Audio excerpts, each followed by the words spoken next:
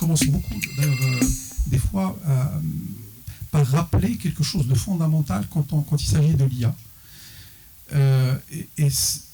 Pour la raconter généralement, je raconte une histoire qui date de plusieurs siècles, celle d'une autre invention qui a eu lieu au XVe siècle. Cette invention, c'est l'imprimerie. Donc l'imprimerie qui était une invention qui, au début, n'a pas été forcément très bien considérée, ou en tout cas n'a pas été considérée à sa juste valeur. Et au fur et à mesure, elle a commencé à avoir un impact considérable sur la vie, sur la planète Terre, de manière plus générale. Il faut savoir qu'au moment de l'invention de l'imprimerie au XVe siècle, les deux plus grands empires de l'époque, c'était l'empire ottoman d'un côté et l'empire chinois de l'autre. Et ces deux empires, pour des raisons différentes, ont choisi de bannir l'imprimerie dans leurs empires. Alors, d'un côté, parce qu'il y avait des gens qui travaillaient sur l'écriture manuscrite. Donc on s'est dit, qu'est-ce qu'on va faire des 80 000 copistes qui travaillaient à l'époque dans l'Empire ottoman à écrire à la main les livres, les textes religieux, les textes culturels, etc. Parce qu'il y avait aussi une question culturelle. La lettre avait sa noblesse, la lettre arabe et la lettre chinoise avaient sa noblesse. Et on se posait la question, est-ce qu'on n'allait pas dégrader la lettre en la faisant salir par une machine de type imprimante? Et la troisième raison, c'est parce qu'on se posait aussi des questions d'un point de vue religieux. Est-ce qu'on ne va pas commencer à avoir des fausses versions de textes religieux qui vont commencer à être diffusés? Donc, pour ces différentes raisons, ces deux empires ont décidé de bannir l'imprimerie pendant plusieurs siècles. Il faut savoir que dans l'Empire ottoman, l'imprimerie n'a été autorisée que vers la fin du XVIIIe siècle. D'abord pour les familles chrétiennes, en tout cas non musulmanes. Et c'est pour ça que les premières imprimeries du monde arabe ont vu le jour en Égypte et au Liban, principalement portées par des familles chrétiennes. Et ce n'est que plus tard que ça a été autorisé pour les musulmans. Beaucoup d'historiens aujourd'hui disent avec le recul que c'est une des raisons qui ont précipité la chute de ces deux empires. La raison fondamentale, c'est que l'imprimerie a permis la diffusion de la connaissance de manière scalable au niveau de l'Europe, au moment où ça ne pouvait pas se faire de la même façon, avec la même vitesse dans ces deux empires. Et ce que l'intelligence artificielle, et surtout ce qu'on est en train de voir aujourd'hui, ce qu'il est en train d'apporter de manière fondamentale, c'est aussi une autre accélération, c'est l'accélération de la diffusion de l'innovation. L'intelligence artificielle, aujourd'hui, permet à n'importe qui, juste s'il a la bonne idée, s'il a la bonne intuition, la bonne créativité, il est capable de faire énormément de choses. Il est capable de sortir des proof of concept très aboutis, il est capable de sortir du contenu très abouti, il est capable d'innover de manière très accélérée. Et le fait que ça soit aujourd'hui à la main de tout le monde est un virage historique. C'est-à-dire que l'IA existe depuis 70 ans, mais aujourd'hui on est à un virage où l'IA est à la main de tout le monde.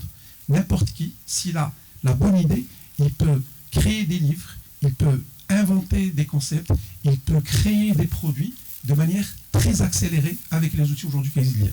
Et donc ça veut dire qu'on n'est pas en face d'une révolution simple, on est en face d'une révolution qui peut avoir un impact disruptif profond sur nos sociétés. Quand je dis impact disruptif, c'est-à-dire que des organisations vont naître, d'autres vont disparaître, des nations vont se développer, d'autres vont reculer, des personnes vont avancer dans le sens de l'histoire et d'autres vont être en contresens par rapport à l'histoire. Et c'est ça ce qu'il faut comprendre. Donc moi je pense que l'impact sur les jobs va être fondamental à deux niveaux. D'abord, pour les jobs liés à l'IA et à la data, ça c'est clair. Aujourd'hui, on a besoin d'ingénieurs qui sont capables de comprendre les concepts et d'aller dans la profondeur. C'est très important. Tout à l'heure, professeur Kassemi m'a fait rappeler Shannon. Shannon, c'est la base aujourd'hui de beaucoup de sciences qu'on connaît aujourd'hui. C'est la base de la cryptographie, c'est la base de la compression de données, mais c'est aussi la base des diffusion models. Aujourd'hui, les modèles de diffusion qui sont utilisés notamment pour la création d'images, ils sont basés, alors pas sur Shannon en particulier, mais ils sont basés sur les mêmes principes de compression de données. C'est-à-dire qu'on prend une image, on la projette dans un espace latent, et ça se transforme à un point dans un espace latent. Et cet ensemble de points, à partir de cet ensemble de points, on peut créer de nouveaux ensembles de points, et c'est comme ça qu'on fait de la création de nouvelles images, de nouvelles vidéos. Donc, les mêmes concepts sont aujourd'hui utilisés. C'est pour ça que le fait d'aller dans la profondeur, de ne pas rester que sur la surface, est fondamental pour les ingénieurs de demain.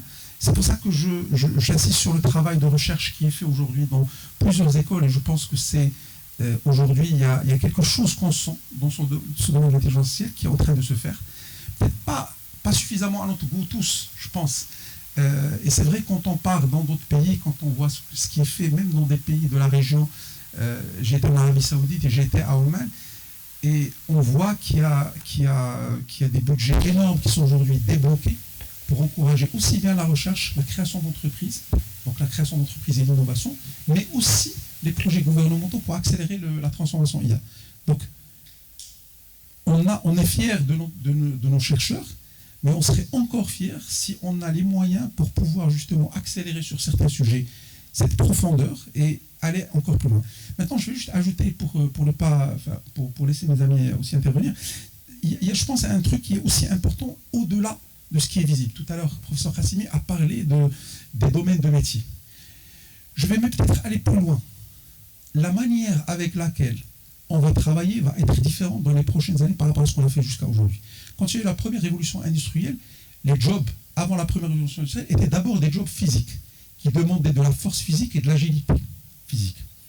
À partir de la révolution industrielle, tous les jobs globalement physiques qui nécessitaient l'effort ou l'agilité commençaient à se faire plus ou moins par la machine. Peut-être pas tous, mais 80-90% de ces jobs ont commencé à se faire par la machine. Et donc, le focus, pendant ces 300 dernières années, a été sur les capacités rationnelles, d'intelligence rationnelle. C'est pour ça qu'on a créé les modèles d'école d'aujourd'hui, où on se concentre sur le calcul, la mémorisation et le raisonnement. Aujourd'hui, avec l'intelligence artificielle, il y a un nouveau paradigme qui est en train de se créer. Tout ce qui correspond à du raisonnement de base va être fait par des algorithmes. Faire un diagnostic médical, on n'a pas besoin d'un médecin qui a lu tous les livres et connu tous les exemples de symptômes, etc., pour pouvoir le faire. Un algorithme va le faire. Et donc, on aura besoin de nouvelles compétences, peut-être plus des compétences d'intelligence émotionnelle, d'intelligence créative et d'intelligence sociale, qui, à date d'aujourd'hui, en tout cas pour l'instant, on ne sait pas ce qui va se passer dans 5 ou 10 ans, ne sont pas encore le propre des algorithmes, ou en tout cas ne sont pas encore faisables à travers les algorithmes. Donc, il y a un changement fondamental dans les skill sets dont on aura besoin dans le marché du travail. On aura besoin peut-être de gens plus intelligents émotionnellement, plus créatifs que par le passé. Est-ce que ça va nous rendre différents?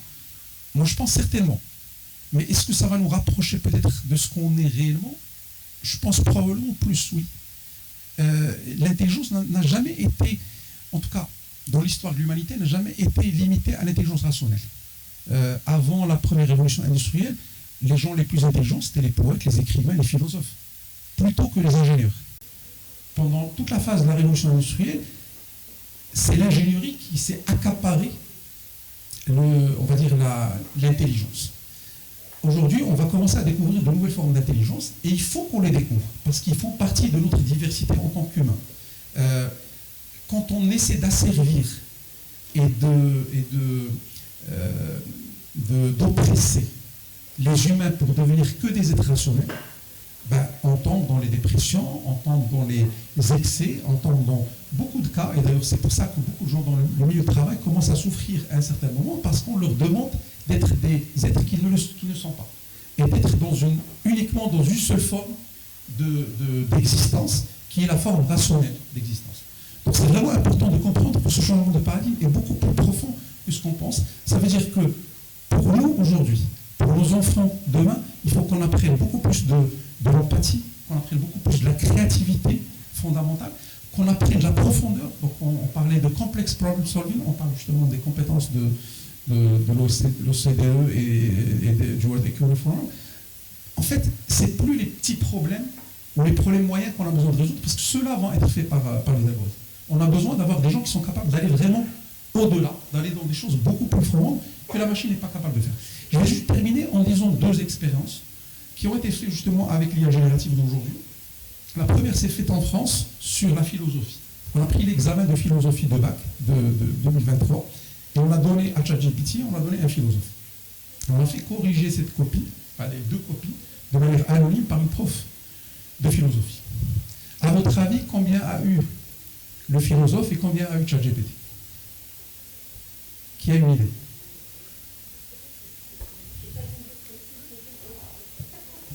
C'est à peu près. Alors, ChatGPT a eu 12, et le philosophe a eu 18 ou 19, je pense. Voilà. Alors, quand on a posé la question à la prof, pour commenter, parce que bon, elle ne savait pas quelle était la copie, elle a dit que la copie de ChatGPT était une copie qui respectait toutes les règles de l'essai philosophique, qui référençait tous les grands œuvres relatifs à la thématique, mais il n'y avait aucune fulgurance intellectuelle. Contrairement à la copie du philosophe, où il y a eu des idées nouvelles, des concepts nouveaux qui ont été évoqués dans le cadre de son essai. Et c'est là où il faut faire le focus, et là je parle aussi dans le monde universitaire, il faut qu'on sorte du focus de l'essai au focus de la création d'idées. L'écriture, la capacité de rédiger, va être faite par la machine. On n'a pas besoin d'étudiants qui vont venir à la fin de l'année pour nous rédiger des rapports. On a besoin d'étudiants qui sont capables de créer des idées, de créer de nouveaux concepts et d'aller dans la profondeur dans leurs études. Chose qui, à mon sens, ne peut que ravir tous ceux qui sont portés sur l'innovation, sur la créativité, sur l'envie de faire des choses nouvelles plutôt que de juste ressasser ce qu'on leur donne.